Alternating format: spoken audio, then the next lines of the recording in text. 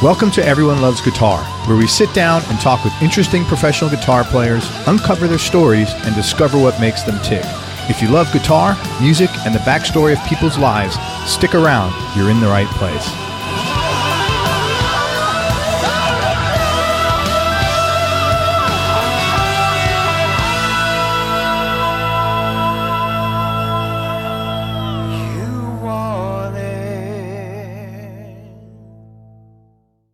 The Be Fulfilled Journal helps you be more honest with yourself and with others and be more open to handling things you've avoided dealing with for years.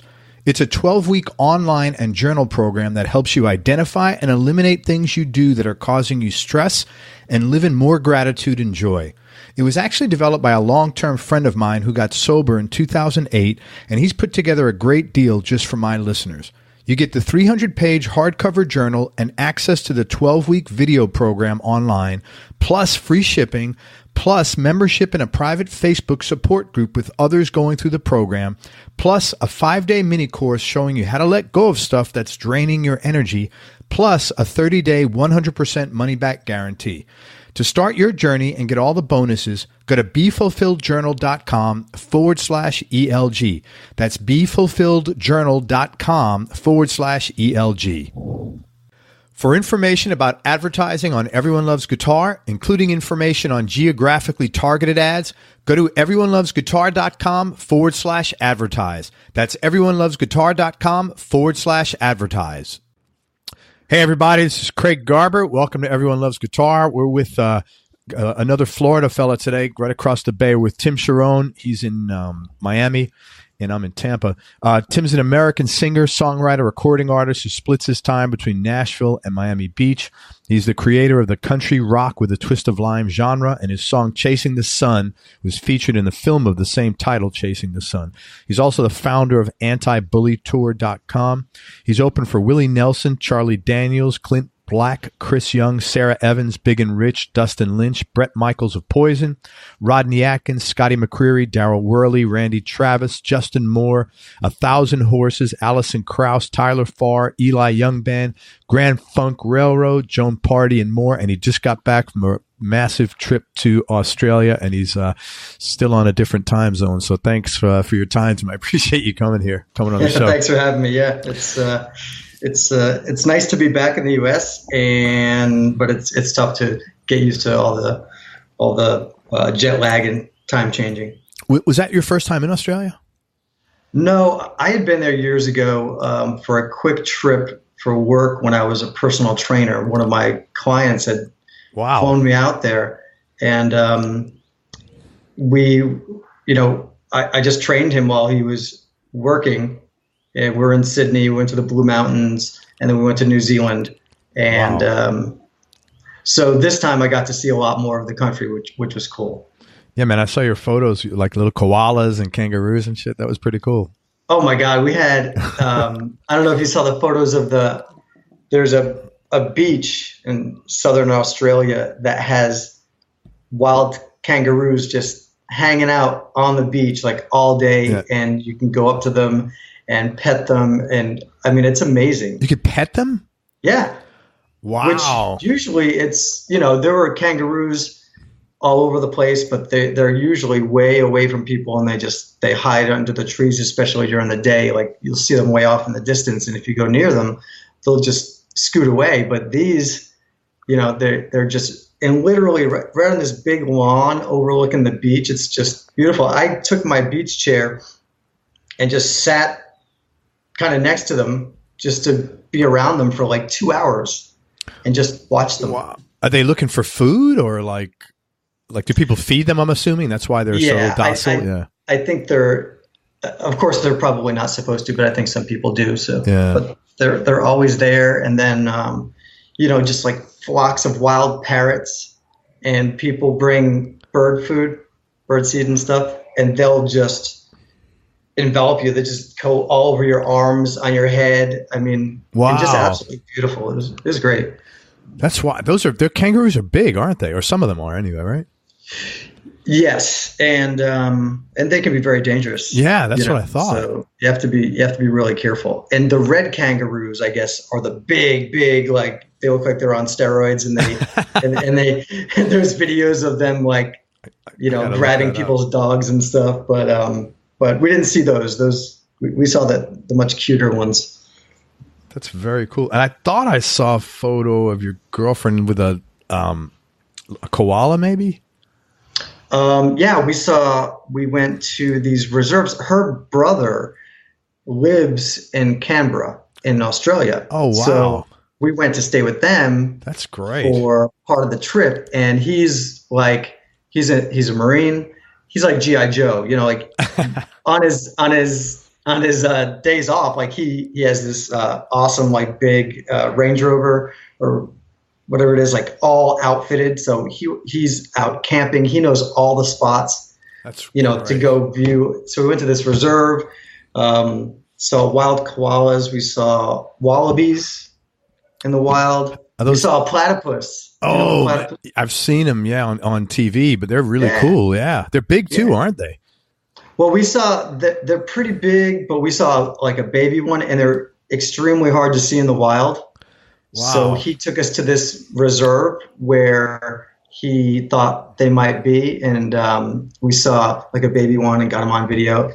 I'm just such a nature nerd, Yeah, I am too. That's great, man. Wow, that's really cool. Glad you had a good time. Hey, so let me ask you this, because everybody listening to this, 75 to 80% of the people listening to this are professional players at some level, either full-time or weekends or in between. And I think they'll benefit from this. You're really prolific on social media, and you use social media very well in a number of different areas. And I got to tell you, Tim's not a millennial. So like I talked to a lot of guys that are over, I don't know exactly how old you are. I know you're not 25, but and that are over, let's say, age 40, and people are like, well, that's not for me. It's for the younger kids. But Tim's not a millennial. So he's done all this, and he's of the same age bracket that most of the people I'm talking to say they can't do it. So I want to talk to you about some of the stuff you do. You do really well engaging your fans and growing your fan base. And I was curious if you could talk about some of the ways you're doing that, or the do's and don'ts, or anything along those lines. Absolutely. As far as the reasons to do social media, I mean, social media, I think in general gets the wrong rap if you're looking at things as a business, and I look at, of course, I mean, if you're in the music business, I believe 100% that you've got to look at it as a business. And it took me a while, a lot of people telling me that, for it to sink in. For years and years, people, I would go to events or panels or just talking to my friends who were successful in music, and they were always telling me, you have to treat it like a business. And when I decided to become a professional musician and just do that for a living, that's when it all kicked in, and I understood that it's a business. And now with social media, if you just look at it as, wow, this is one of the greatest times for business, let alone music. So if you put social media together with your music business, I mean, it's basically absolutely free advertising and marketing. Yeah. And, if you were a business, let's say just 15 years ago or whatever, you'd have to put ads, or if you're a band 15 years ago, you'd have to put ads in the paper. You'd have to pay for billboards. You'd have to do it everything that the record companies do. And that's why they control you. And that's the separation. Yeah. What you're saying. Yeah. So you had no way to get to potential fans or the fans that you have. There was no in between. Now you have a direct pipeline, and it's, for the most part, it's free. And I've also been dabbling in, ads. When you look at the cost of a Facebook ad or an Instagram ad and the reach that it can have, it's pennies compared to thousands of dollars if you wanted to run a TV ad. Mm-hmm. The return on investment, which I'm not an expert in those numbers, but the return on investment for paying for, a $5 a day Facebook ad is dramatically different than if you were going to pay for a billboard. Oh yeah. Because obviously it's going to be a huge, huge expense. So, and another thing is engaging with your fans. It's 1,000 times more important to engage with the fans that you might already have than it is to go out and try to get new fans. Not that you shouldn't try to get new fans, but that's where the magic is. And I see a lot of acts, bands, people that I know, people that I have commented on some of their things on social media, and there's this concept where people have fans and they have people commenting on their things on social media or interacting with them, and they don't interact back because they want to seem like they are a big rock star and they're too not accessible. Yeah. And it's just not that way anymore. If you have one fan on social media, I treat my fans like their family. Yeah. Like they're gold. Yeah, you do a really good job of that. And it's as simple as, and people are like, oh, I don't want to waste an hour on social media a day. But I look at it as investing an hour on social media a day. And it doesn't matter your age. I mean, I think that if you're older actually, and you're super active on whatever your platforms of choice are, then it kind of has more power, because it seems like, of course, every millennial is on social media. They're all kind of posting. They're all maybe kind of posting things that are similar. So even if you're older, I think it gives you an advantage because you kind of stick out.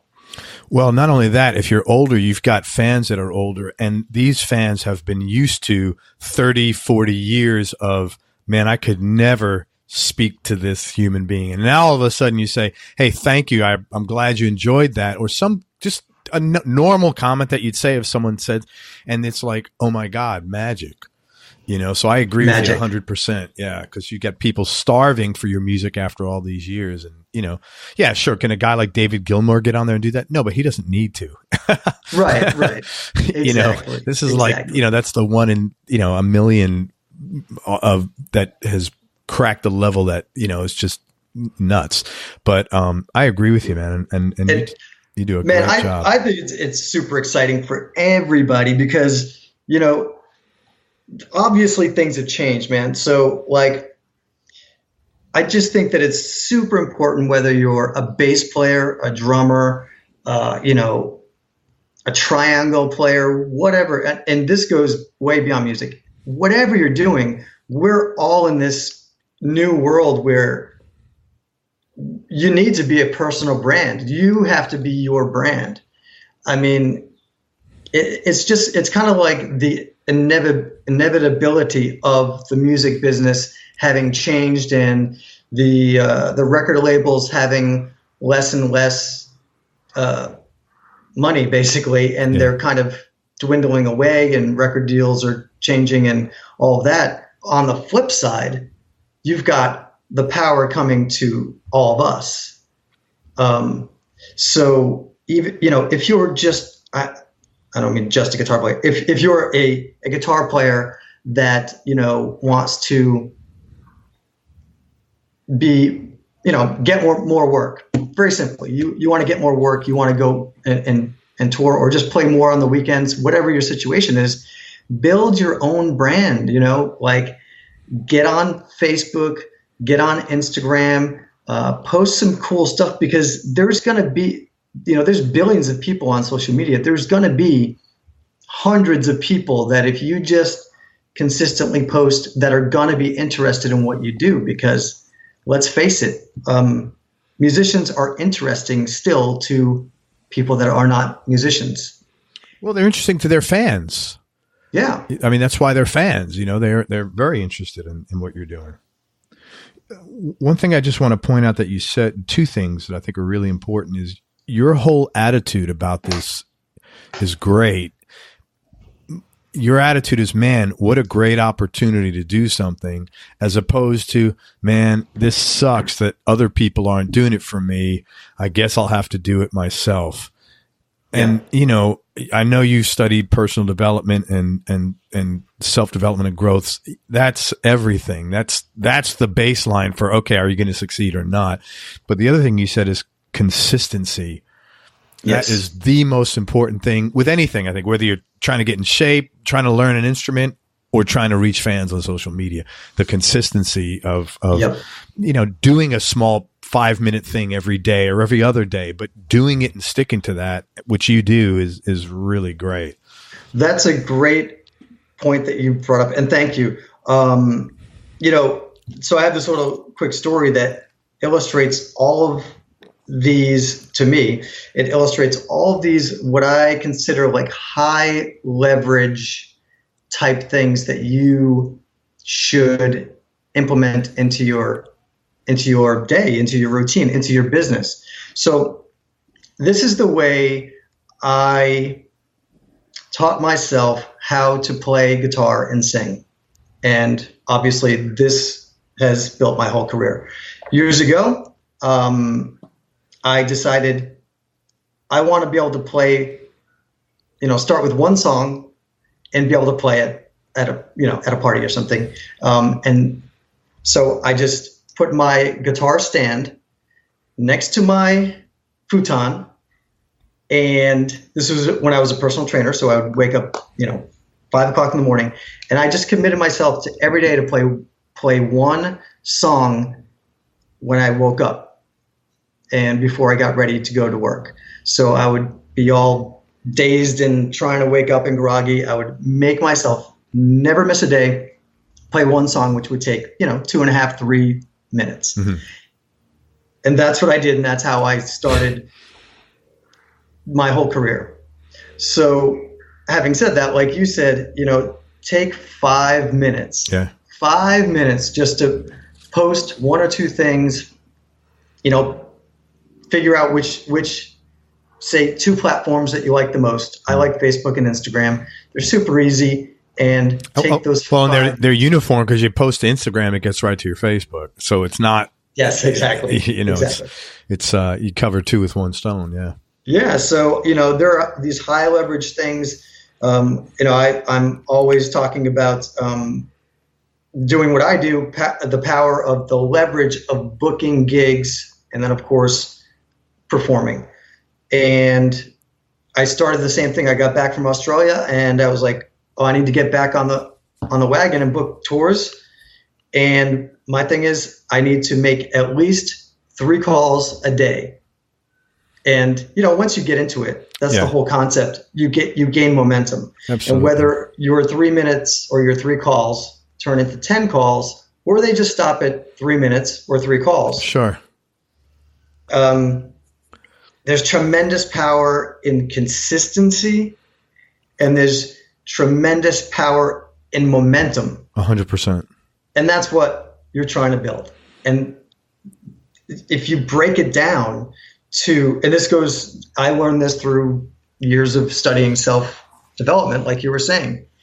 If you break it down to these simple little minute tasks that you can do so simply, but you just do it consistently, then you gain momentum, and there's the power. Yeah, because people don't think about it. If you make just 3 calls a day, which is nothing, that's 15 calls a week. That's 60 calls a month. That's 600, 720 calls a year. You'll get some activity off of that, man, but you just got to do the 3 calls a day. Yeah. Yeah, man. I remember when I first moved to Nashville, I had quit my job. I had lost all of my money. Same thing with my girlfriend, Nicole, and we were living in this crappy little place in Nashville. And she had decided she was going to start her business. I had decided that I was going to be, successful in music. And so I'm sitting there, and it dawned on me that, okay, if I go to work for someone, I'm going to be working 8 hours a day for that person. 8 hours, 5 days a week. And I thought, okay, if I just take 1 hour and work as hard as I would have to work for someone else, and I put that 1 hour towards booking gigs to and yourself. doing everything for myself, for my own career, that is the dream of my life that I've wanted to do since I was in 5th grade. 1 hour, then I would start gaining momentum. Yeah. And that's how I did it. And now it's, I'm doing it basically all day, an hour here, an hour there, 15 minutes here, 15 minutes there. But I guess my point is, for people listening, if it's your dream, man, work, just take a fraction of the time that you have to work for someone else. If you have a day job and you don't like it, then when you get home from it, just take a half hour every day that you get home, 5 days a week, and put it towards, building your own personal brand and your business of being a guitar player, if that's what you do. And you're going to get more work. Just, it's the consistency that counts. Thank you, man. I agree with everything you said. And in the beginning, just to tell people, you're not going to know what to do. That's called, just learning. You're going to do this, it won't work, this will work. So you do 10 different things, and probably 1 or 2 of them will work really well, and the other 8 won't. So you just stop them, and you keep trying new things, and you rotate them in. And of course, it's like riding a bike, man. The first video you make is going to be incredibly painful. You're going to screw up. It's going to be like cursing, fuck, editing sucks, blah, blah, blah. But that's the first one. That's the worst one you're going to do. It's going to get better. So thanks. Yeah. Man. And I just want to, because this really is so important. Going back to social media. So real quick, the power of it. Here's the thing also, this is kind of like a little, I guess, insight that might help. So before I went to Australia, I had decided, because I'm constantly studying, blogs and different music business things, social media things. So I decided, because I was listening to all of these things, that I was going to do more Facebook Lives, because Facebook Live kind of cuts through the algorithms a lot more than really anything else. Yeah, they like that. Facebook likes that. Facebook likes it. Exactly. Because of the engagement level. Yeah. And they want to be, now video is extremely important. Mm-hmm. And I said this before. I've said my little saying is, a picture says 1,000 words. Totally. And a video says 1,000,000 words. 100%. So I decided to start doing a lot more Facebook Lives. And, I have friends of mine who are guitar players, and they'll just do like once a week a Facebook Live of a free lesson. Yeah. And they do it consistently, and they get tons of viewers and tons of interaction. But what I want people to understand is, so if you're not doing Facebook Live, or you're just doing it a little bit now, you can't do it. You can't do it too much. And so I started doing it, and what might happen is, you might think that nobody's watching, because you might be on there and you might have, 2 people viewing it. Right. And you're playing, or you're giving a guitar lesson, or you're giving a bass lesson, or you're telling, I have a friend who's a producer, and he does once a week, he does like little tips on producing. Right. This is how you use this in GarageBand or whatever. And now he has massive following.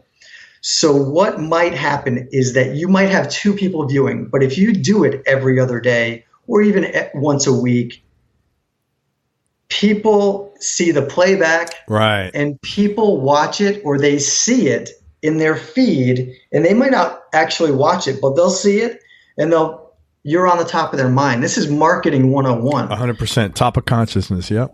Yep. So, quick little story. I went to play volleyball a few weeks ago, and I was doing all these Facebook Lives, right? And this person that I had met playing volleyball, I don't even know her. She comes up to me. She's like, "Wow, you're all over social media, huh?" And I'm like, "That's awesome. Oh, thanks for watching. That's so cool." But people are watching. Yeah. People are noticing that, and you don't know. So don't let it discourage you if you're doing Facebook Lives or Instagram Lives and you see one person on there or two people, because it'll show you the count, and it can be discouraging. Just keep doing it, man, because the whole world is watching, but you don't know until you do it consistently, and then you go out into the world and people will know you from doing that, even if they're not watching it. That's a great, you know what? I'm going to start doing those. I got to figure out what I could talk about on there, but I need to get on there once in a blue moon and start doing those, because people write me emails all day long. So I need to engage. And and I'm like you, man, I respond to everything. I listen to, it's funny, when I was starting this show, I was listening to a podcast that I haven't listened to in ages because I've had no time since I started the show, but it was Reid Hoffman, I think the guy who founded LinkedIn, and he's a venture capitalist. Anyway, he had the founders of Airbnb on there, and they were talking about, we built this community one person at a time, and every single exactly what you just said, every single person that came into our fold, we reached out to them. How did we do? How could we do better? How could we get a better rating? And they just had so much engagement, and I really took that to heart. And I said, okay, great. I'm going to build this community one person at a time. And I'm totally cool with that, because that's how life works. You didn't build up your network, whatever, 100 people at a time, you one person at a time. Right. And so I'm totally down to do that. If someone's kind enough and takes enough of an interest in me to want to ask me a question, you better believe I'm freaking responding to it, and then as you get bigger, you can't respond to everything right away, but I pretty much really try to respond to everybody, and I know you do as well. So, man, I think that's real good. It is super important, because, whatever you're doing, these are your fans, and they're also your customers, Yes. And when you can get, here's another great thing. For me as an artist, I have a great fan club that someone else started for me on Facebook. You can start a separate group, right? One of your fans started a Tim Charron fan club. Yeah, years ago. Dude, that's really cool. Yeah. It was, and at the time, it was frightening for me, because this was 8 years ago, and I was like, oh my God, this is embarrassing, because no one's going to join my fan club, because, I didn't feel at the time that I even warranted it. So it was a great gesture, because it's another one of those leverage points in my career. So now it's built up, and I try to treat them like gold, like family, to post, and I try to post on people's birthdays in there. And man, there are all these people that they meet through the fan club or on social media, and then when they meet each other at a concert, at your shows. Yes, at one of my concerts, a lot of them become friends. Wow. So this is Yeah. So now it's there's this whole community and family of friends that met through my regular social media. Hey, this person likes Tim's music. And so you see their name all the time. And then when they're at the same concert, then they meet. And so it's just kind of grown like that. And imagine in a business where you have your customers who will then if you treat them like gold, they will go to bat for you. Yeah. And they're out there and they're your biggest, your second biggest marketers other than yourself. Yeah. So what I do is I just did this yesterday or the day before. I went in there and I posted, I said, hey, it's that time of year that if you guys could request us at certain venues for our summer tour, then that would be fantastic. And my fan club does it for every summer. They start inundating certain venues that I want to play at with requests. This is partially how I've gotten to open for Willie Nelson, for Charlie Daniels, for Clint Black, for Sarah Evans, for Big and Rich, for Bret Michaels. That's basically how I started my relationship with Bret Michaels and his band, was asking my fans to request me. To Bret or to the venue? To the venue. That's amazing. And that's exactly how a lot of these things really solidified it, getting those shows for me. So let me ask you another question because I know people are sitting there thinking, I feel awkward asking my fans to do that. I feel like I'm bragging, because I've run a marketing business 20 years, as you know. And so I am very comfortable selling. 99.9% of the musicians I talk to, they're pretty much like almost allergic to it. So for the people sitting out there saying, oh my God, how can I ask somebody to do that? What advice would you give them?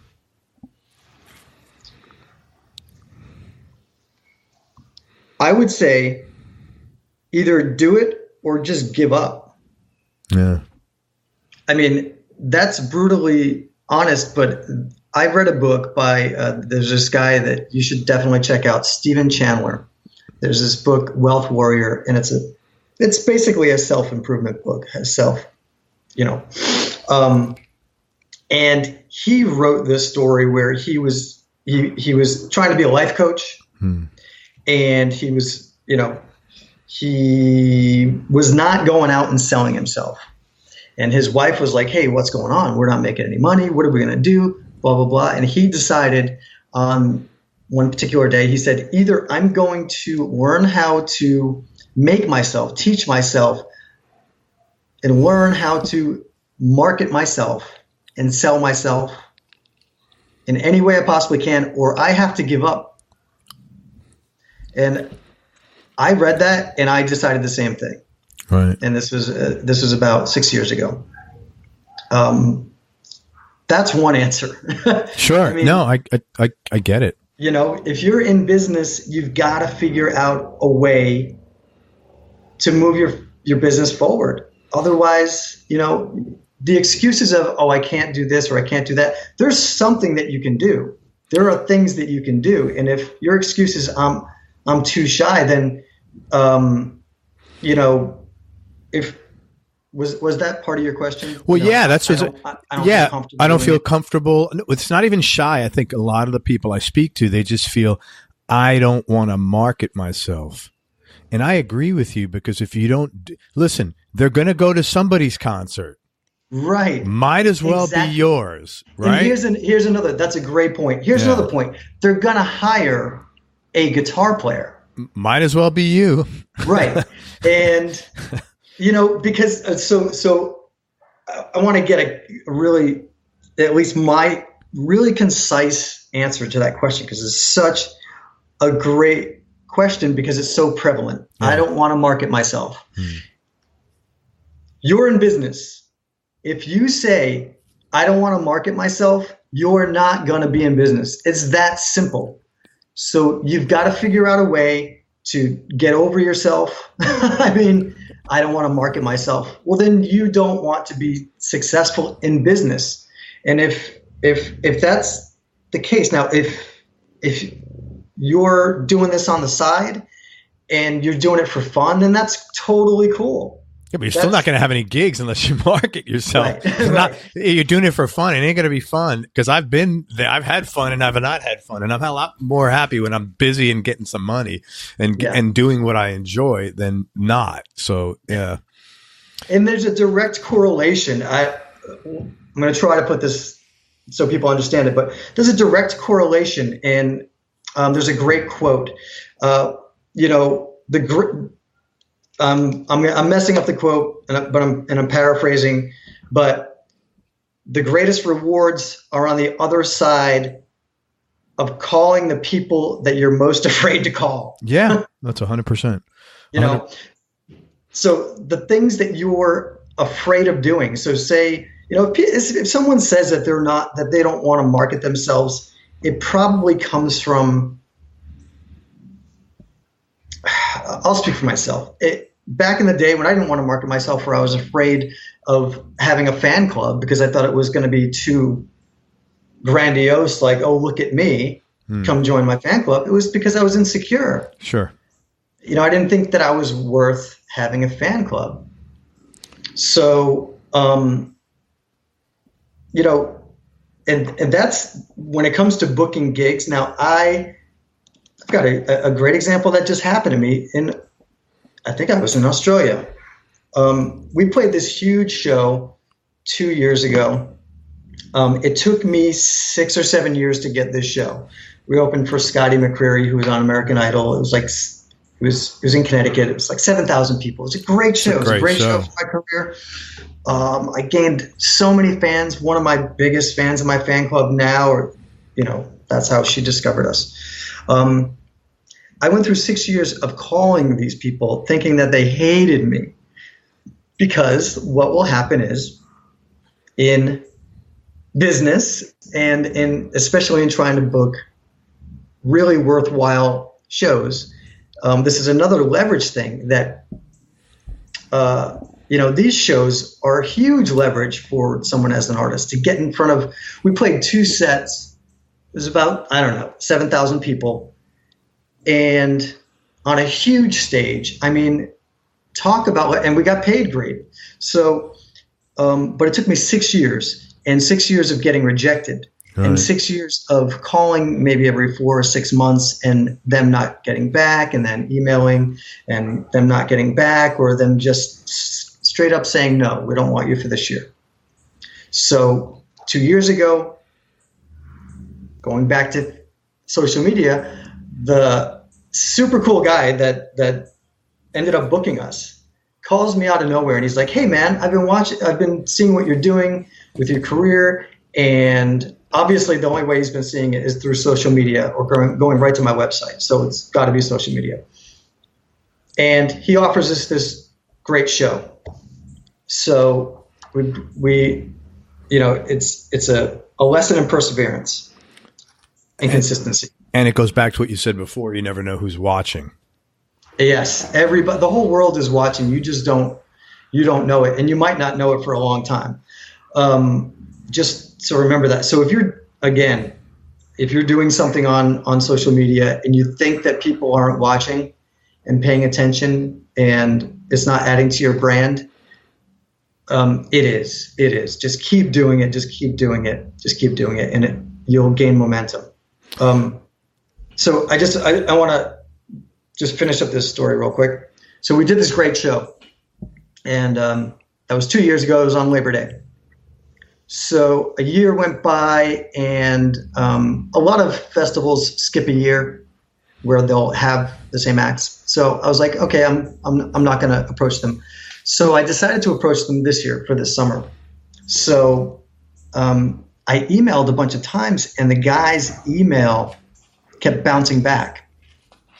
And I was like, oh, geez, I don't know what's going on. And I called a few times the main office, and they didn't, I got rejected. They were just, because it was somebody else. Yeah. I called the main office. They were just like, yeah, we're going to send it on to the entertainment committee or whatever. Long story long, well, I was like, oh, geez, maybe they didn't like us. Yeah. All these things go through your head. I'm like, I thought we had a great show, but maybe they thought we were like I don't know. Maybe they thought we were too country. Maybe they thought we were too hard rock. Maybe Yeah, everything goes through your head, right? Maybe my show is too over the top for them. I don't know. So all these insecurities creep in, and I'm like, oh, geez, what should I do? So I had the gentleman's cell phone number from booking the show and coordinating it 2 years ago. So I was like, you know what? Like I try to tell people, the calls that you don't want to make. Yeah, what's the worst that could happen? You could say, hey, I don't want to talk to you. Okay, well, at least you made the call and you found that out. Right. Right. Yeah. And you want to get to the point where you're like, if I don't make this call, I'm going to feel bad about myself because this is what I do. Like, this is what I believe in now. Like, either I make the calls or I give up. Either I make the calls or, I don't move forward in my career. So long story long, I called the guy and he's like, oh, hey, man, I was going to call you because I was thinking about you guys. And, I'm lucky that I had called when I did. He's like, look, we have somebody that we already offered these opening spots to, but if they don't come through because they're not sure if they can do it, I'd love to have you guys, do at least one date for the festival, because it's 3-day festival on Labor Day weekend. So long story long, he called me when we were in Australia. We were looking at flying foxes, these huge bats. Yeah, I saw that on your thing. Yeah, yeah, that was cool.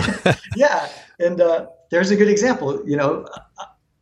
I didn't know that you saw that on social media. Yeah, I saw that because I was intrigued and I said flying foxes. I'm thinking like a fox flying, and I'm like, so I kept reading, and then you explained how it was these big bats, and I was laughing. I was thinking, God, my wife would be shitting herself if she's sitting under a tree of bats. Oh, there's thousands of them. I would so like cool. it, but yeah, what? Yeah. So he calls me. We're in Australia. I had my calls forwarded, of course. And he's like, hey, hey, Tim, how's it going? I'm like, good, man. I'm like in Australia photographing and taking videos of these huge 6-foot wingspan bats. He's like, oh, that's pretty cool. So long story long, he's like, look, we want to see if you guys want to do this show. And awesome. Again, now we're going to be in front of probably a bigger crowd because we're doing 2 sets, but we're opening for 2 national acts. And I don't want to say who it is, but one of them is a very, very young act, and it's a duo. And they're, the act, they are probably 20, 21. Yeah. So it's going to be a monster crowd. And the other act is like a classic country legend. So you're getting exposure to great fans, bottom line on that. Oh, unbelievably. Yeah. But if I didn't give in to my insecurities, which I do every day with many things, but these are the high leverage things that I've just kind of trained myself to make the decisions. Like, you have to make these calls, or man, you have to get on social media. I like social media because I'm a performer and I like being on video. I know it's very hard for some people. So yeah, but the pain of not doing it is ultimately, I think, far greater long-term than the short-term pain of doing it and getting used to it. Because the pain of not doing it means no business, no playing, and therefore no money. Right. Exactly. And that goes, like we were saying, if you're a bass player, because here's a good example. I'm constantly hiring musicians. So anyone who's listening, who's a guitar player or a bass player or drummer or fiddle player, this is I'm someone who's constantly hiring different people in different parts of the country. And one of the first things that I'll do is a lot of these transactions are going to happen first on Facebook. I'm going to get a recommendation from someone, and they're going to say, hey, check out these 3 people. I'm going to go to their Facebook real quick, and if one of them has a little website, they go to the top of the spot. Right. And if they have a website with like one live video of them performing, they go to the top of the spot. Yeah. So this is being done for all sorts of business, and especially, in the music business. If you have video of you performing live, or even video of you just a video of that you had been posting, I'm going to go see it, and I'm going to either hire you or not. If you have nothing on your social media about you playing, then I know that you're not serious. Yeah, right. And I think employers in general look at things like that for sure. Yeah, it's a whole new world, man. I believe that employers in general, they go right to people's social media, and they want to get an idea of what kind of person they're dealing with. Man, thank you for all this. It was really helpful. I want to just say 2 things to add to all this. My younger son, my middle child, is 27. Just went back to school last year to college, and he was. And you look like a baby. I don't know how that. I love you. And so he was really. He said, Dad, I'm not going to have my degree till like I'm in my mid-30s. I said, you know what? You're right, but you're going to be in your mid-30s anyway. Might as well have a degree and a skill set than not. And then he said, I get it. That makes a lot of sense, right? Time's going to pass anyway. Might as well get someplace while you're going. Absolutely. Yeah. Absolutely. That's interesting, because I made the decision this week that next year, because they only have it in the spring, I'm going to take a social media marketing course. Good for you, man. Yeah, it's like a. Good for you. No, that's good. There's so much out there too. There's no reason not to sort of like explore these topics. It's not like, well, I don't know how to do it, man. Well, just look. There's 50 different places. Ask around. Look up name of the course, review on Google, and then it's easy to you could take the time to look up a restaurant, right? You could pretty much on Yelp. And the other thing, this is the only business. Because we do marketing now for advertisers, right? This is the only industry where I will speak to someone and they'll say, I don't believe in advertising. And with no disrespect, when someone says that to me, as a guy who's run a marketing company for 20 years, I sit and shake my head and say, this person is broke or will be broke real soon. Because how else can you get customers? This isn't fucking like, what's that movie with Kevin? If you build it, they will come. That's like fantasy world. That's the biggest lie in the world. Well, it doesn't happen. We don't believe in advertising. I can't tell. And I'm like, man, this isn't a religion. There's nothing to believe in. It's like, do you want to get customers? Now, I'm not saying you got to advertise with me. There's plenty of places to advertise, and that some places may be much better fits for you than to advertise on my show. But when someone makes a comment like that, I feel sad for them, because I'm like, wow, because I've run businesses for 20 years and I've worked with in 110 industries helping other people advertise. And I'm like, holy shit, I almost want to say to them, man, tell me how you're doing it, because I need to know, because you must be on a new trip that I never heard of, because how are you getting business? And I know they're not. So you've got it. This all ties into what you're saying. Nothing gets sold and nothing gets bought until it gets sold first for most of the time, So I don't want to beat this to death, but thank you, man. I really appreciate you going through all that. It was really valuable. Thank you. Thank you. I totally 1,000,000% agree. Yeah. With what you just said. I get off it's funny, man. I tell my wife, oh, this guy said he didn't believe in advertising. Like I'm pitching Buddhism or something like that, or like Christianity. Like, oh, I don't believe in that. Okay. All right, man. Anyway, man, where'd you grow up? In Rhode Island. Oh, okay. That's why okay. You know what? That's why I remember we talked before and you were telling me you had this festival and that you're like, I don't know, man. You're just energy level, and you were telling me about that festival you did up there was off the charts. You were like so happy about this festival, and now I understand why, because that's where you grew up. You did, yeah.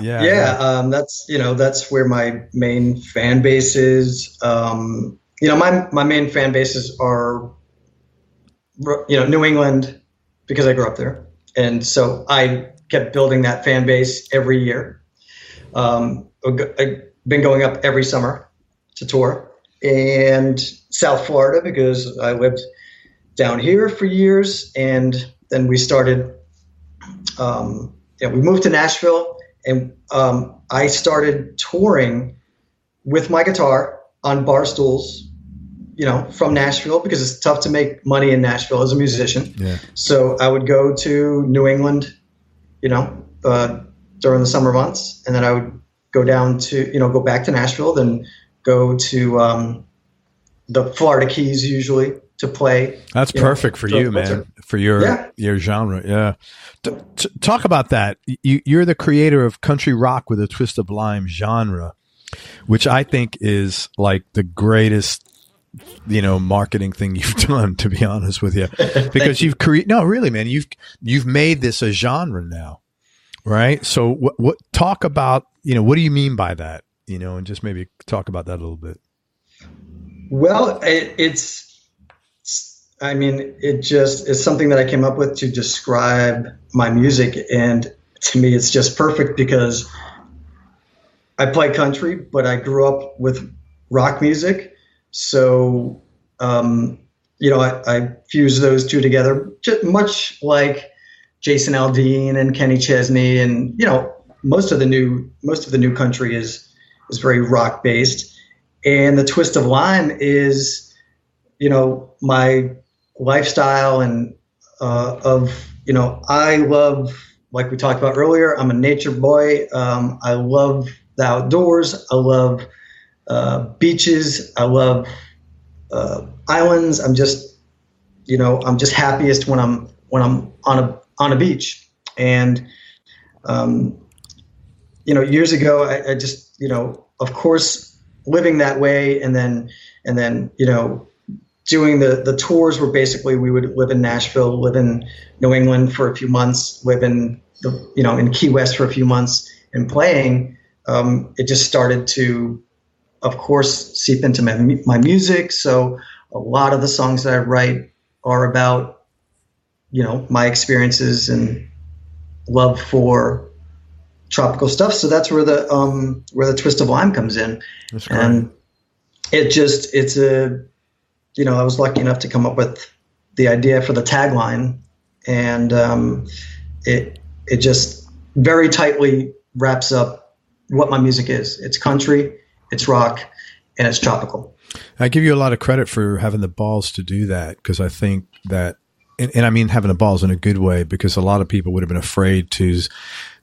I think people are afraid of doing different things, and I really respect that you did that. And when you walk through it, like, what's the worst that could have happened? Nothing. It's like, and it's not like you've got to get approval from the genre audit bureau, before you get that. So, which is the beautiful thing, that you could do whatever you want, but you did, and I really respect that. And man, I applaud you for that. Well, thank you. I appreciate it.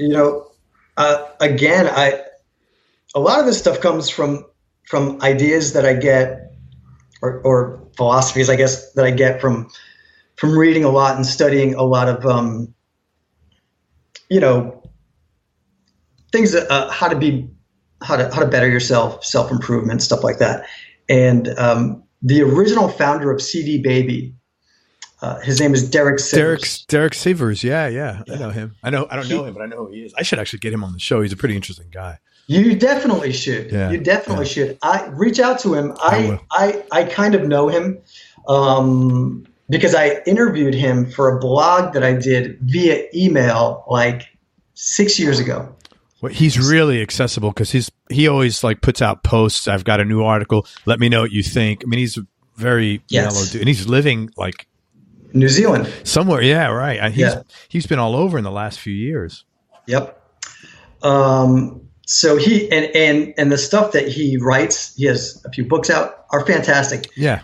So one of the things was like, he's like, man, when I started CD Baby, he's like, it was fun because it was just like, it's my business. I can do what I want. I can be creative. I can be silly. I can be goofy. I can respond with these, funny emails to people because nobody's telling me what to do. It's my business. Right. So I kind of looked at it like, listen, this is cool, man. Like, you're in a time now that if you're a musician or a guitar player, if you're a side person, if you're a recording artist, if you're anything, you can just be an entrepreneur. You can just make this stuff up and have fun with it. Yeah. And so I'm like, okay, I had tried different taglines before that I had come up with, and I didn't really push them because, I didn't really feel them. They didn't vibe with you 100%. Yeah. Yeah. So like, you just kind of keep experimenting and keep kind of, thinking of, okay, how can I make this better? Or how can I do better at bookings? How can I be a better musician? How can I just constantly improve myself, but make it fun, man? I mean, like, and then I was like, I came up with Country Rock with a Twist of Lime, and I was like, this is great. I think this is cool. Like, yeah, it is. I think this is going to work. And it's, you get the visual and the audio with that both. Like when you read that, you automatically get a visual picture of what you're after and an audio picture of where you're at as well, which is cool. Well, thank you. So, it's exciting. It's exciting. Like, you can, like you said, there's no audit police that are going to come and tell you like, hey man, you can't. Yeah, you're approved. We approved that, or we didn't approve that. Yeah. It's bullshit. And then like the proof is kind of in the pudding. Like when you put it out, you have your own distribution channel all over the world with social media and stuff like that you can put it out. And if people think it's stupid, then you'll probably find out. If you put something out that people don't like, you'll probably find out.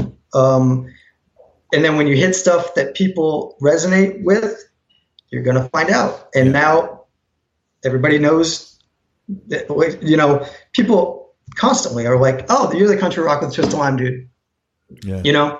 That's awesome. And that's hugely powerful, as of course with business. You want to be known for something. Yeah, well, it's a differential in your case, and that's what you want to be known for. What's different from you with every other country artist? You're not a country artist. You're country with a twist of lime. Country rock with a twist of lime. So it's all it's great, man. Yep. Any advice that, having done all this stuff, anything you'd go back and advice you'd give to your younger self with respect to business, life, anything that might have made your life a little easier? Yeah, definitely.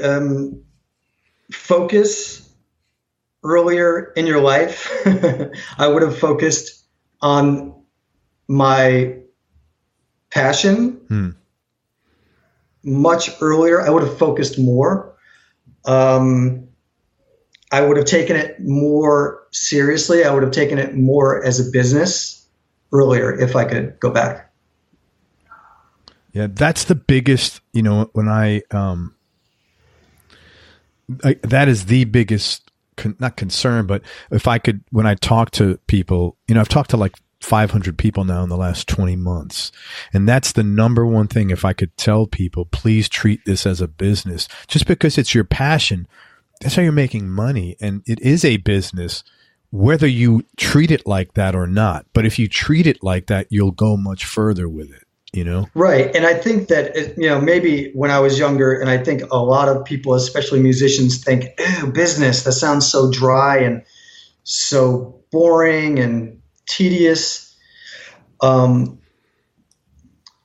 what I would tell myself, if I could, when I was younger, is listen, and this goes for, I tell also people that are playing with me, the more work that you put into your business or to your performance, being over prepared, the more fun you're going to have. there's a direct correlation. I mean, look at the business that we're in. If you were talking about the business of getting up on stage and playing music, or getting in the studio and playing music, the more the payoff is unbelievable. The more work you put into your business of music, it might be, it might seem boring doing it day to day, but then when you get on stage and you get to perform and you get paid for it, and that further propels you, that's the payoff. I mean, in my life, I feel extremely grateful that I get to go on stage for an hour every, whatever it is, every week. If I'm touring, it's, a few times a week. When I'm not touring, it's maybe once a month. That is the greatest hour of my life. That's the greatest possible thing that I could ever do with my time in my life. Yeah. It's all I've ever wanted to do. So in it, it's a direct correlation of how much I sit at this desk and I make phone calls and I post on social media and I send out postcards to venues and I do and I study the songs and I rehearse and I send charts to my band and I do logistics for shows and I send emails of maps of where everybody's supposed to go, and I book flights and all that business stuff. Man, it's so worth it. Yeah, so you get to do what you do more often than not. Yeah, because if I didn't do any of that stuff at the beginning, in the middle, and still now, I wouldn't get to go perform for 7,000 people. You wouldn't get that hour that turns you on like so much. Oh, it's like jumping out of an airplane times a million. Yeah. It is the ultimate high. And if you're a musician, that's partially why you're doing it. That's why you love music. Yeah. You love playing music. So I hope that makes sense. Totally, man. Hey, let's talk about gear for a few minutes. What do you play guitar wise? I play a Les Paul for an electric. Which one? Tell me about it. I recently got it, and I'm such not a gearhead. It's embarrassing. No, that's totally cool. You'd be surprised. I mean, most players are, but like some guys that are really great guitarists are like, man, I just they're the same way. It's just whatever floats your boat. But I mean, I know what I have that I just love, and mostly my acoustic guitars of what I've been playing most of my career, and that's what I write on. So those are they're like little mini creatures that have to have a great feel, so I've had a Breedlove Atlas for, I think like 12 years. That thing is a beast. That's what I've used basically for most everything. I love that thing. I can't recommend it enough. It's been all over the world, and just such a great investment. And it feels great. It sounds great. And the only drawback, and this is why I just got another new guitar, is that it's really heavy. Oh yeah, that's a pain in the ass. So I recently bought a Taylor Mini GS. Yeah, great guitar. And like most people, I went and played a few of them to get the one that feels the best, and that's basically simply how I choose my guitars, is how they feel when I play them. And that thing is light as a feather, and it has the electronics. So I brought that to Australia. You can just, super light, super easy. It looks beautiful. It plays great, and you can plug it in. And I've played big concerts with it. The little mini Taylor. Yeah, I love Taylor. They're advertised with us, and a great company to work with. Do you remember the first record or CD you purchased? Or maybe a cassette tape for your age group? CD. No, but I can tell you the first stuff that I got into was like, I would lay on my floor. I was young too. I was really young. I would lay on my floor and put a boom box next to my head and play AC/DC, Black Sabbath, Ozzy, and then it turned into Motley Crue, stuff like that, and that's what I would listen to over and over and over and over. And here we are, country rock with a twist of lime. That's what happens.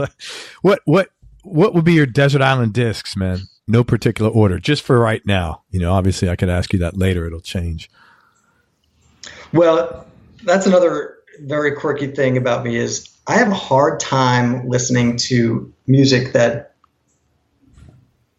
is older.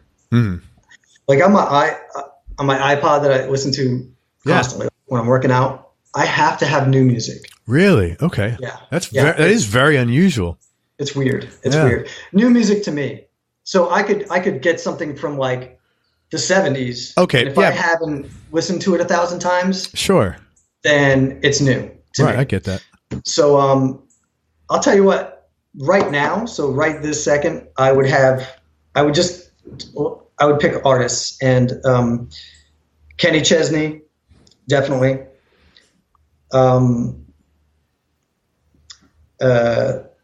This is someone who hardly anybody will know, Christian Castro, he's a Latin singer. I'm just a huge fan of his voice. And right now, my favorite band that I am obsessed with is the Struts. Oh, yeah. And I tell you what, man, we went to see them at a little club a few months ago, and they're great. I absolutely love them. They're kind of, amazing songwriting, which is hard to find in a rock band. And they're kind of bringing back glam rock, and basically the singer is a new version of Freddie Mercury. He even looks like him.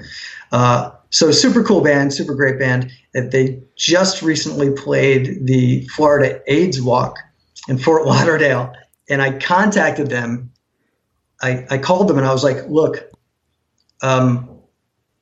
we'll play for free just because the Struts were on the bill, but they had already booked everybody.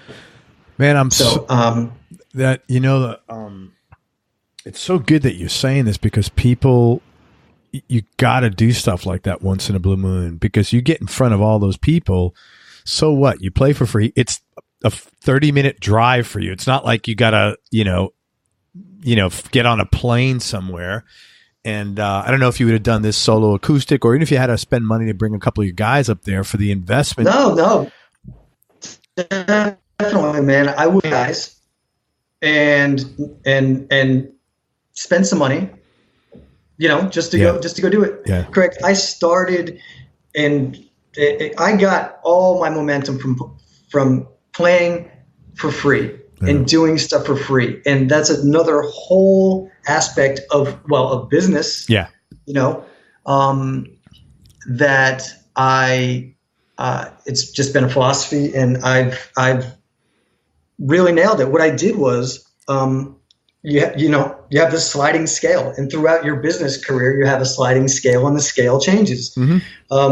At the beginning, you should do whatever you can for free at the very beginning. Very beginning. Yeah, absolutely.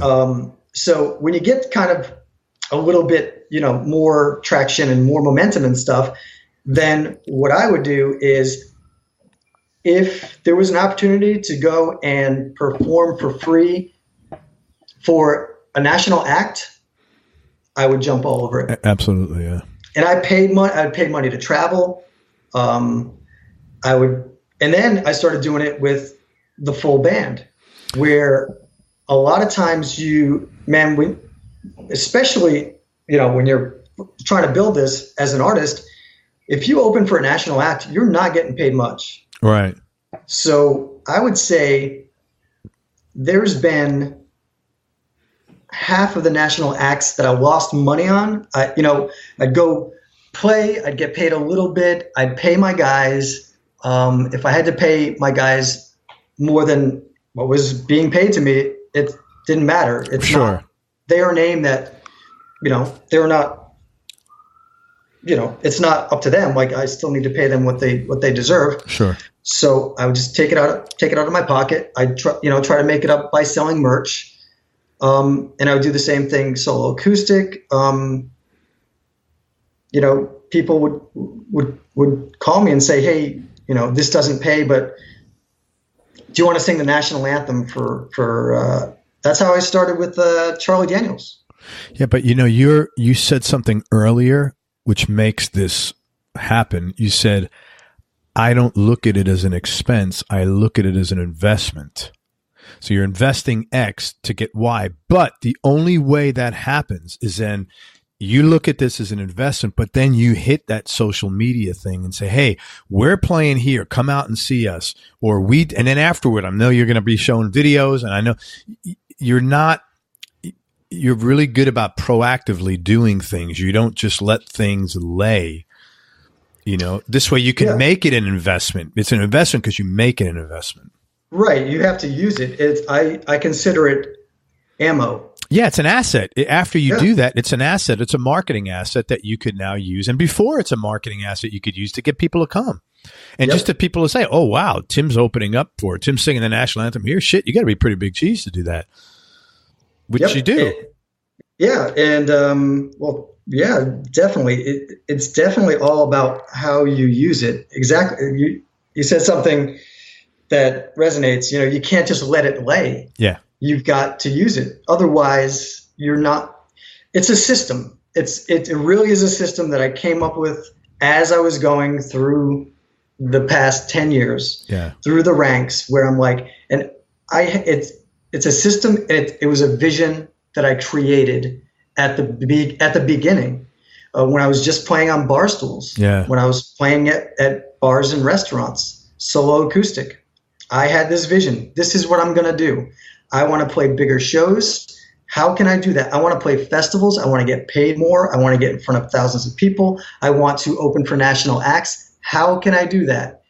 And I had a vision, and as I kept taking the steps, I kept noticing what was working and repeating it, noticing what's not working and stripping it. But I still use this to the day. On our opening, you listed some of the people that we've opened for. I set out to get every national act that I've opened for, that I could open for, on my resume like a crazed animal. Like, I knew that's worth untold. I mean, I don't want to say money, but in the long run, it is kind of worth money. But that's an investment. It creates other opportunities, because now when you go to the next guy, say, here's the 6 guys we opened up for already. And they're like, holy shit, he opened up for Willie Nelson. This guy must be the real deal. He's opening up for Brett. I mean, it's not. It's just like it's social proof, man. It's just like when I contact people. When I first started this, I couldn't do this, but now I'll reach out to major, players that don't know me, and I'll somehow get their contact, and I'll say, hey, I'd love to have you on my show. Here's some of the people we've had, and they're like, fuck, man, yeah, you've had these guys. I'm interested. Because the cool thing about guitar players, they're fans of other guitar players. Like, oh my God, I love all those guys. Yeah, man, I want to do this. And it's social proof. It's like, hey, well, if Joe Satriani and Phil Collins from Def Leppard and this one has been on this show, this must be pretty cool. Then go check it out. Listen to it. And I'll tell people, hey, man, here's the links. Go check it out. Make sure you like the vibe before you come on. I don't. If you don't want to do it, that's cool. But it's social proof, and that's what you get now. So you build. It's like the more you do, the more you get to leverage what you've done. And when I use the word leverage, I want people listening. I'm not using the word leverage as leverage against something. I'm talking about leverage for something, meaning for you, for opportunities. Yeah. I mean, that's a very important word. Yeah. I use it all the time. That's really good that you. Because sometimes it's a negative connotation. And man, listen, you're either an honest person or you're not. It's like being pregnant, right? There's no halfway. If you're honest, then you do think, and you're just a good person. Then it's intention is everything. I interviewed Mike Keneally. I don't know if you know him. He's a guitarist out in LA, and he made that comment, and it's so true. Intention is everything. Man, if you're good and honest and pure about what you're doing, then that's it. End of conversation. You don't need to justify it. If you're a weasel, you're a weasel, and that's going to be whatever you do, Right. So, and that's for you to live with anyway, Yeah, well, that's not what I'm talking about. I'm talking about just being a good person and trying to get further in your career and your business. Well, that's interesting. Let's talk real quick, if you don't mind, about those terms. Because I didn't even think of that, but that's a great point. I always think of leverage as a great thing for you to, you constantly want to have these things that are providing you leverage. But I never thought of the negative connotation that a lot of people might think of. Also, like a lot of musicians or people in general, businesses are like, they kind of look at self-promotion or marketing as a bad word, especially musicians.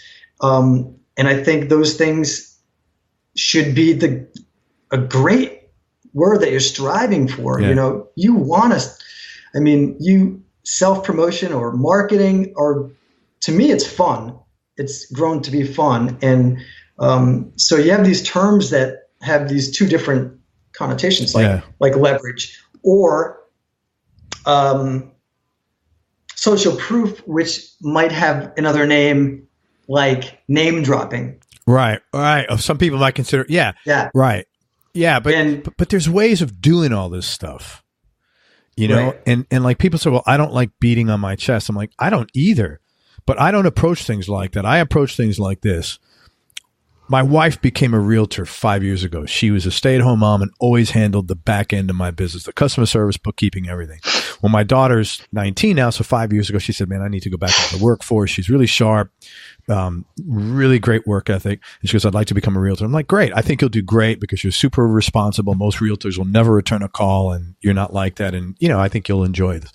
So when she first started, she's like, Craig, I feel really awkward selling and marketing myself. And I said, listen, don't think about that. Think about how you can solve people's problems. And if you can solve their problem, the money will come. Don't think about, I got to brag. Think about you have a solution to someone's problem. They need to sell a house or buy a house or just get information about the housing market so that maybe they'll become a client for you later. You stay in touch with them, and that's it. And that's the same thing here. You have a solution to a problem. The problem is somebody needs to book somebody, and listeners want to go pay money to see a band. You've got a solution. And if you approach it from a solution standpoint, like, hey, I think I'm a pretty good fit for you guys. It would seem like my audience and your customers might be a good fit. I'd love to talk to you about that. That's like really nice. Craig, that's exactly, I definitely could not have put it that well. That's unbelievable advice, number one. And that's exactly how I look at it. I look at it as, number one, if you approach it like you're doing something good, no matter what it is. So in my example, I can only speak for myself. I put on really fun concerts, and people come and we rock out and get the crowd involved and have super high energy, and I have a blast. But more importantly, the crowd has a blast. Yeah. The music fans, they have a blast. So I believe whenever I'm putting my stuff out there or marketing myself, number one for fans, I believe I have something that can help them. They want music. They want, certain people want music that is country rock, tropical themed, or whatever. And I'm going to fill that need for them. And I'm going to do it to the best of my ability. And they're going to be happy. They're going to come to my concerts and they're going to be happy. I see it all the time. So I believe that I'm doing good by letting everybody know what I do, with live concerts. And I think you said something very important. You said you're filling a need where when you look at the music business, you have all these venues that they have to book somebody. They have to have they have to have us. I play a lot of festivals. These, where we're the main act or whatever.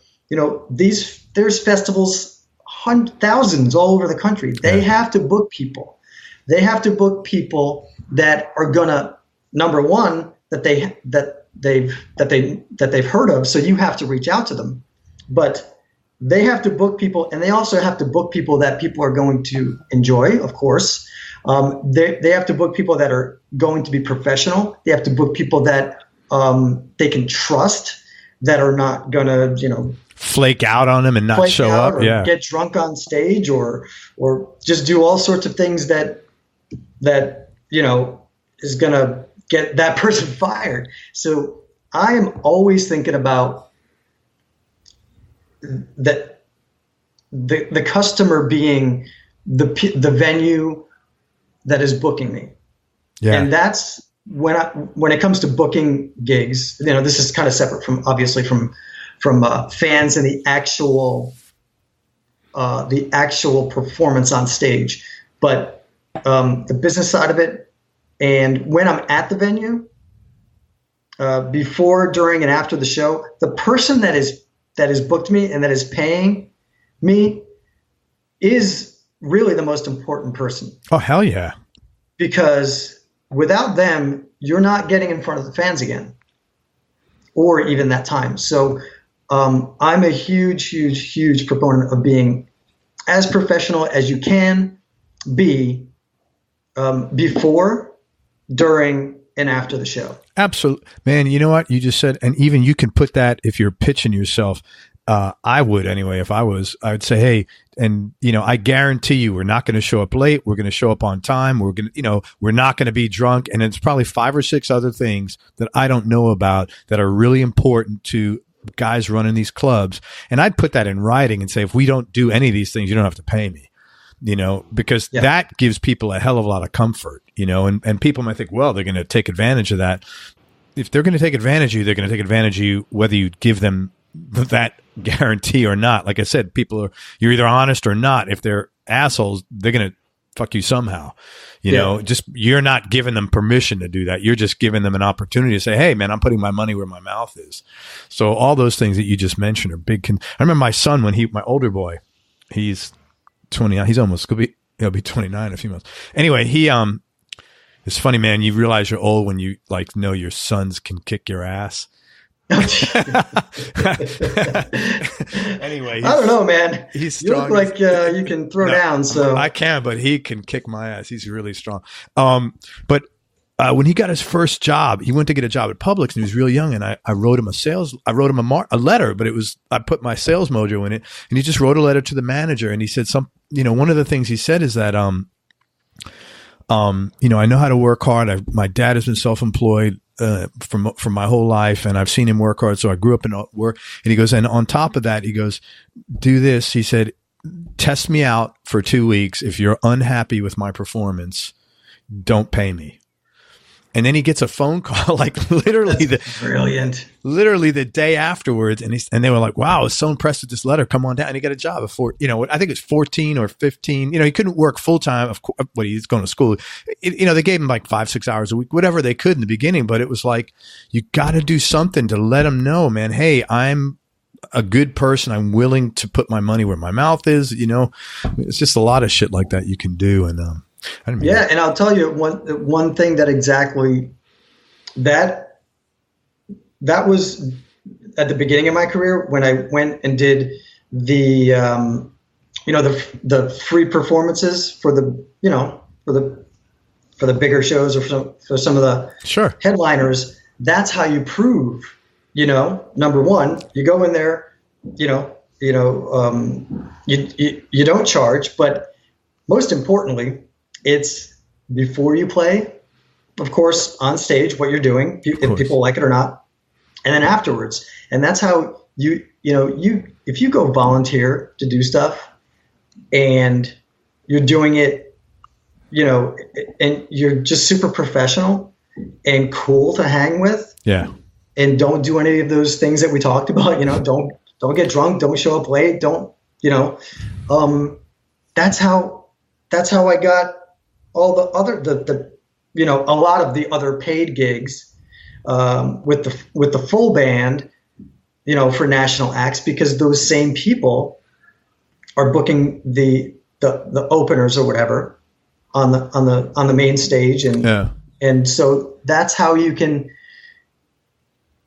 prove that you're a very solid professional person that they can trust by going and doing stuff for free, and then you prove it. Because you always hear in your whatever line of business, you always hear like the horror stories of people that are tough to work with. Word gets around. Yeah, easily. And the word gets around both ways, and then those people that you just did that for become your biggest advocates. And then if you need a reference or something, and then you could even have the right to ask them, "Hey, do you know any opportunities out there that I should be looking at?" And if you just did a squeaky clean job, they're really inclined, and they know you did it for free. Now people are willing to support you. They're like, man, this is the kind of human being that, was good for his word. And I really want to get behind. He sacrificed or she sacrificed and they did the right thing. Let me help that person, so you've earned that right to now ask for help, I think, anyway. Yeah, I'll tell you, man, I have, this is the coolest stuff. Of course, not everything is peaches and cream. Like we all know. No.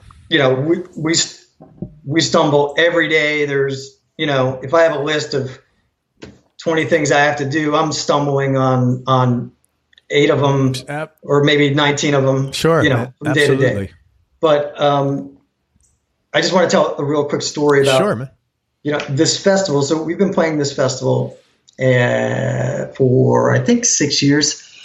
And it's a big one. We played, this is where we played with 1,000 Horses. We played with, I don't want to keep going on because I don't want them to, your name dropping. I don't want to, tell people. No, you're good, man. You're good. It's a really nice story. It's a very sweet story.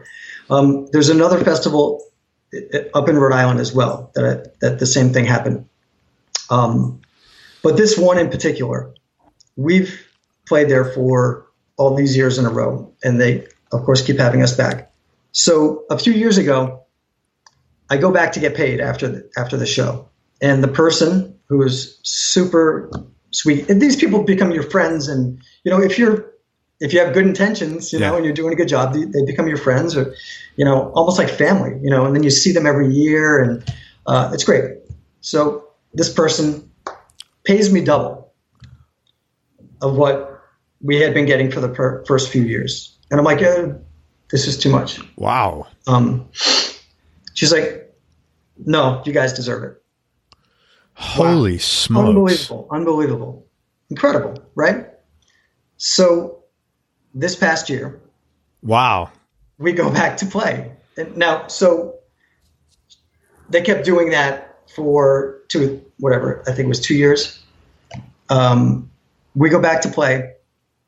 And this is recent. We go back to play. We do our thing, like, we're going to take off. Mind if I get paid? So, long story long, they paid me in a check. I throw it in my pocket, driving home, back from the festival. I open the check. They doubled the double pay. Holy crap. Yep. So I send her a message. I'm like, do you want me to send this check back? Because I really thought that they had messed up. She's like, nope, you guys deserve it. Wow. Whew, man. That's really cool. That's what happens when you do all the right things, man. You get opportunities like that. Wow. Good for you. Congratulations. That's great. It's incredible. People are like, oh, the music business so devious, and people are always venues and everything are trying to screw you. You know, yes and no. You know, yeah, there's some of that out there, but there's a lot of good stuff. It's funny. When I interview at the end, after the interview, I always send a thank you note email, and I say, hey, can you, and I'll send this to you. Can you give me your mailing address? I'd like to send you a thank you card. And I don't think anything of it. I just think, people took the time to come on. It's like, I don't know, just like, thank you. It's doing the right thing. But I can't tell you how many guys I've met in person that have went out of their way to say, hey, I just want to tell you, man, that was so cool of you. No one's ever done that. And I didn't give it a second. I'm not like, it's a thank you card. Like, I wish I could stick a $25 Amazon certificate in there. It's just a thank you card, but little things like that, I think people really just, when it's done with, good intentions, again, I think people really like that, because several people have mentioned that to me. So absolutely. I've done that a lot through my career, and, I have stacks of these thank you cards with a little musical note on the front. Yeah. They're blue. They're kind of my branded color. I just bought them I think at the post office, because they always have the same ones. And it says just a little note, obviously, 'cause musical stuff. And I send them all the time to different people, to different things, just to thank. Let me tell you, that lady, I guarantee you're the only person that sent her a thank you note, the one that doubled your pay twice. Guarantee you're the only person who did that. Yeah, I mean, the music business can be very kind of like, and it's a lot of it when you're an artist or a side musician. It's me. It's me. It's like, I'm promoting me. Look at me. Yeah. So it's definitely a good idea to, when you go and play shows too, it's like, oh, look at me. It was a great show. Oh, I'm signing autographs, fans. Woo, this is great. All right. See you later. Yeah. It can be very, egocentric. So what you say, what you're doing is a great way to thank and acknowledge the people that are giving you opportunities, allowing this to happen. Yeah, totally, man. I agree with you. Hey, tell me something about yourself people would be surprised to hear or might find a little odd. Oh, jeez. Well, I think one thing they'd be surprised to hear, that I am obsessed with Latin pop music. That's a little weird. I listen to a lot of Latin romantic pop. Do you know that guy on Facebook, Q Park? I do not. Okay, so there's this dude. You gotta see him. His name. Just look up Q Park. He's like, I think, a Korean dude in New York City, and he'll walk like he's like right in the middle of Manhattan, and he's got a shirt and tie on, and like he watches all these Latin pop videos, and he'll go and do and like start screaming out loud and like everybody's like walking around like, and in New York, to be honest, it's not that weird because there's a lot of fucking weird people there, but he's just really funny. He has and he's screaming out the songs. He's got his headphones on. It's just, I think I saw him doing like a Guns N' Roses one. Yeah, right. And he does the dances. Yeah. But he does a lot of Latin pop stuff there. And it's really funny because he's like a Korean dude is screaming out loud in Spanish. He's totally off key because he's got his headphones on, right? Yep, yeah. He's really funny, man. Sorry. That's super cool. Take it away. It's just hilarious. So you're obsessed with Latin pop music. Yeah, that is different. I'm obsessed with Latin pop. I think I'm probably much more of a nerd than people think or would imagine. I could,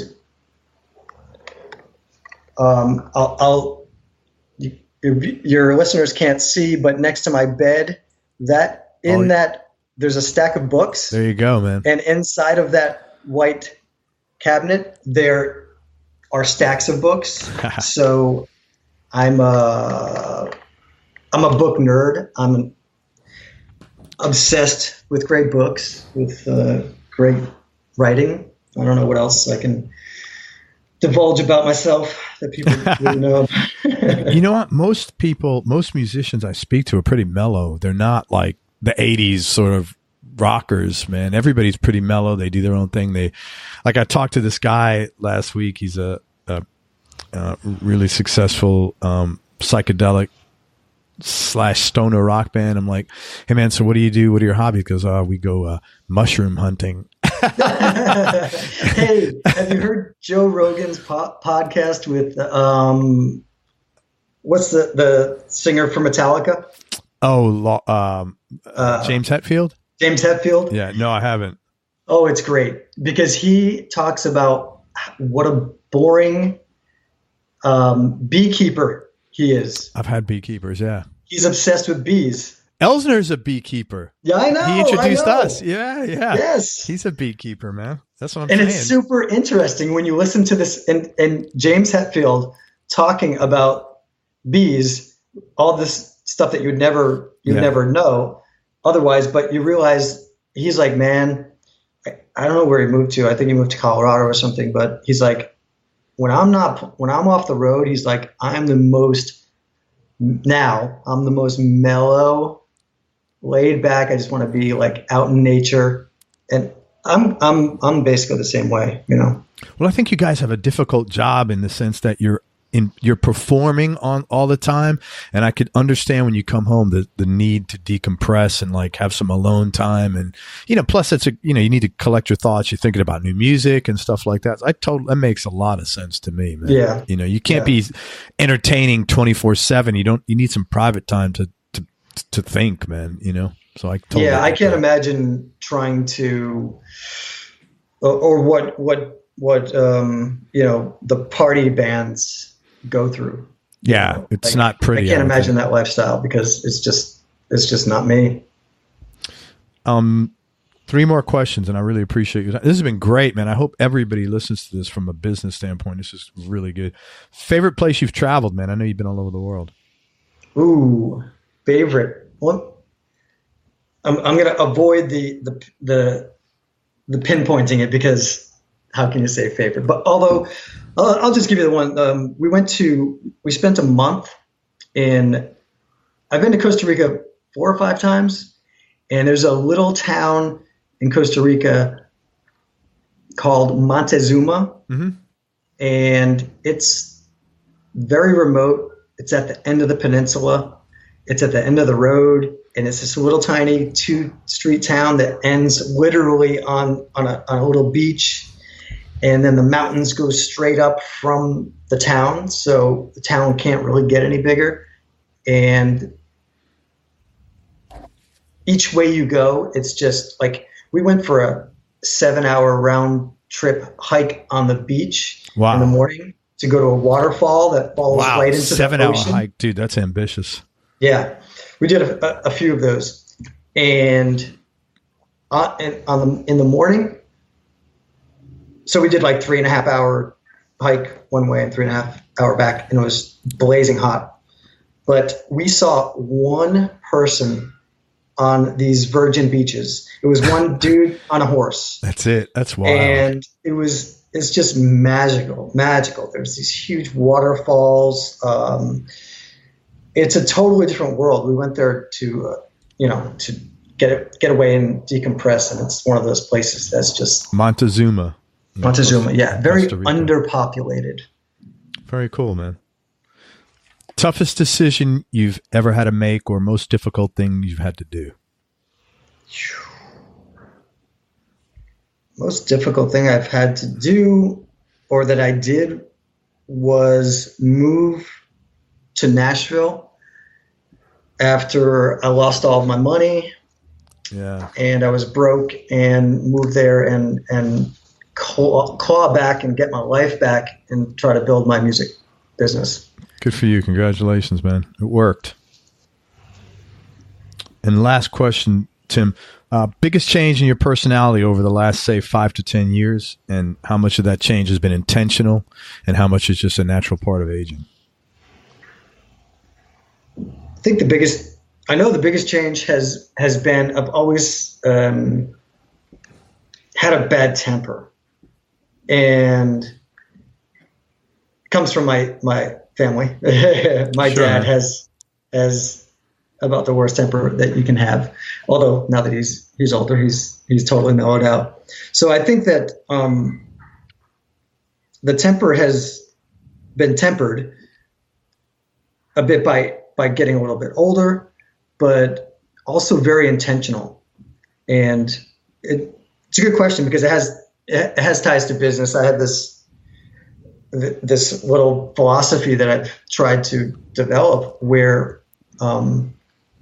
everybody has these qualities. Everybody has everybody's got stuff. Trust me, has stuff that pisses them off. You know what I mean? And so I've really tried to cultivate the idea of using my natural super hyper aggressive temper instead of get mad at things, to get mad and channel that into work. That's great. So I literally, and I write about it. I write about it in the guide that I did, how to book gigs and how to basically be more successful, is being self-aware enough to know that, number one, my temper is making my life worse. Yeah. And then also being self-aware enough to say, well, if I take this focus, or when things don't go the right way, instead of getting mad and getting down, or getting mad and just staying mad, I get mad and I get to work. And I literally channel it to a specific task. For me, when I was starting my music career, I would get kind of, I'd get a bad review, or I'd get screwed over by a band member or something like that.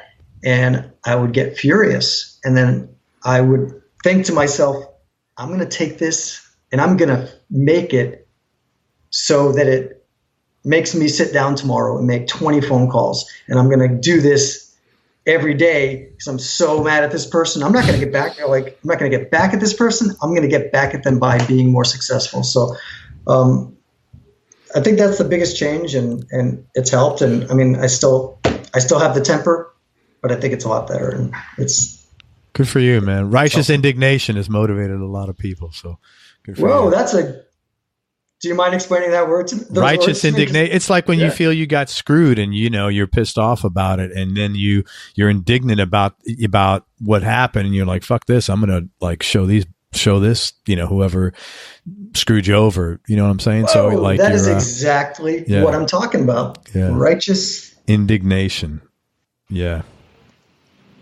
I was like that when I was younger. I remember I had this uncle, because I had a really bad upbringing, and one time he came to my house and I was like 28, and right before I got split up from my ex-wife, and he said to me, he goes, man, you really could have been something if you had a good childhood.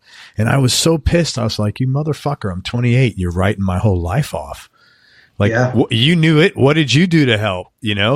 And then I remember when I put my first business together, when I was a financial planner, I went on my own. I was working every night till 2, 3 in the morning, putting all the plans together and the programs and my marketing. And I just remember him saying that, and it really fueled me. It was like, I was really pissed. I was like, how dare you, pompous ass, write me off? I'm 28. I mean, are you serious? I mean, I didn't know what the hell would happen, but I knew how dare you write me off? I had enough confidence in myself, and I was like, I'll show you. And every night when I'd be up till sometimes all night, I'd get an hour or two sleep. I can't do that now, but, and I was fueled by that. So I totally get that. That is amazing. That is amazing. I totally Most people, man, I hope people really take your story to heart, because that is extremely powerful, because you're saying, I'm not the victim here. I'm going to turn it totally around and use it to fuel me. I used to take these people's names and I would write them in my day planner, so that every day I would see their name and I would, literally you just get fired up because they wronged you so bad. Oh man, I'm getting on the phone. I'm getting to work.